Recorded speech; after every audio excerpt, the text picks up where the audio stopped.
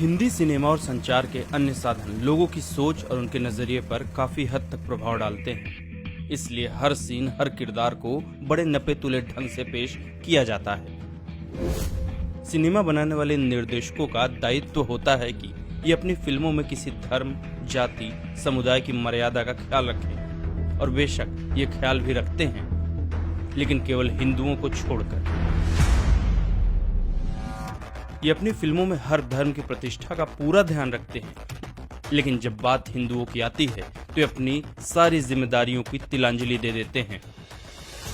ये हमेशा हिंदू धर्म को ही कटघरे में खड़ा करते हैं, चाहे वो प्रत्यक्ष हो या अप्रत्यक्ष।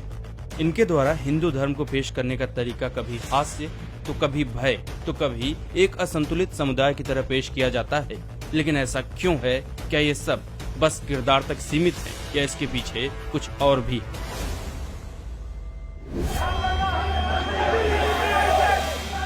ये सीन हाल ही में रिलीज हुई वेब सीरीज पाताल लोक का है, जिसमें एक ट्रेन में कुछ लोगों को कार सेवकों की तरह दिखाया गया है,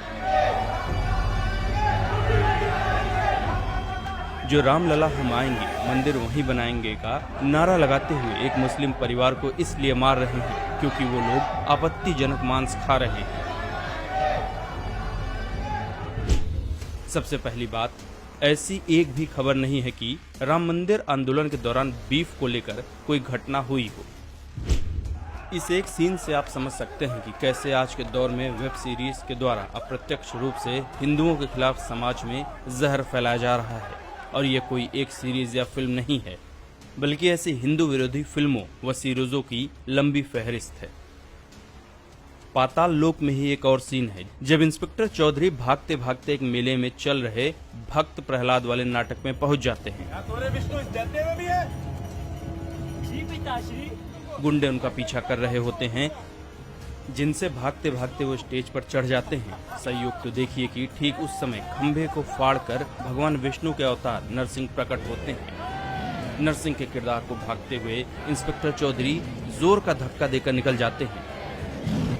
नरसिंह सीधा हिरण्यकश्यप के ऊपर गिरते हैं। सोचिए, अगर ऐसा किसी और धर्म या मजहब के ईश्वर के साथ किया गया होता तो क्या होता? क्या ये सीरीज रिलीज हो पाती?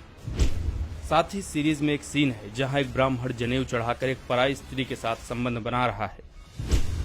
अगली बारी आती है नेटफ्लिक्स की सीरीज सेक्रेड गेम्स की। इस फिल्म में हिंदू आतंकवाद को स्थापित करने की कोशिश की गई है। इस सीरीज में दिखाया गया है कि कैसे एक हिंदू धर्मगुरु पाखंड करके दुनिया खत्म करने की साजिश रच रहा है।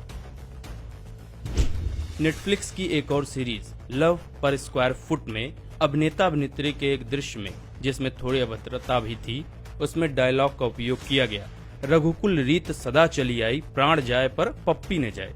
रघुकुल रीत सदा चली आई, प्राण जाए पर पप्पी न जाए। जो एक कहावत रघुकुल रीत सदा चली आई, प्राण जाए पर वचन न जाए, यहाँ भी वह कहावत को हास्य में उपयोग में लाया गया, जबकि रघुकुल भगवान श्री राम और उनके कुल को संबोधित करता है।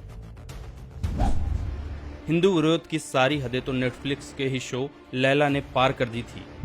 इस शो में दिखाया गया कि भारत एक हिंदू राष्ट्र बन गया है और यहाँ पर दूसरे धर्म वालों को मारा जा रहा है। कोई भी व्यक्ति खुलकर कुछ बोल नहीं सकता है। अगर किसी हिंदू स्त्री ने मुस्लिम से शादी कर ली तो उसके पति को मारकर उसके बच्चों को छीन लिया जाता है और उस स्त्री को जबरदस्ती सारी प्रताड़नाएं दी जाती हैं। आप इस शो के डायरेक्टर की बेशर्मी का अंदाजा इस बात से लगा सकते हैं कि अगर आप इन घटनाओं को देखें और साथ ही आज से 1000 साल पीछे के बारे में सोचें तो याद आएगा कि ठीक यही घटनाएं हिंदुओं के साथ हुई थी और जिसे अंजाम क्रूर मुगलों ने दिया था।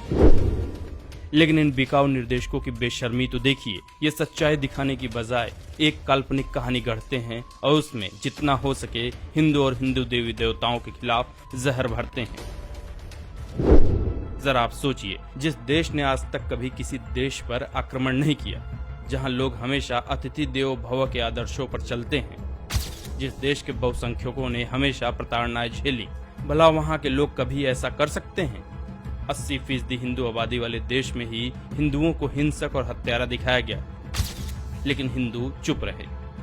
आप सोचिए, अगर हिंदुओं के अलावा किसी और के बारे में ऐसा दिखाया गया होता तो परिणाम क्या होता?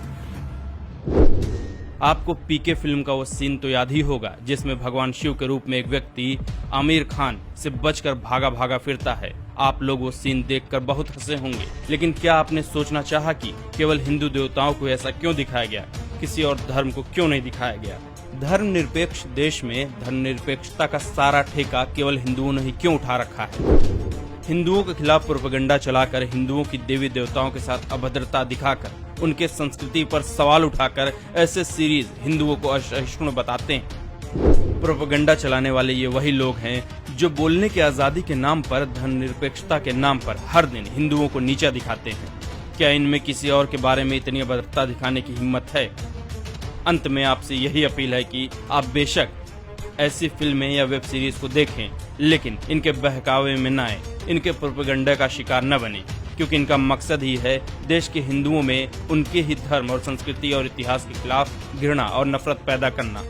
और इस बात से कोई और अनजान नहीं है कि अब हमारा धर्म और हमारी संस्कृति ही हमारे जीवन का आधार है, हमारी शक्ति है, हमारी पहचान है।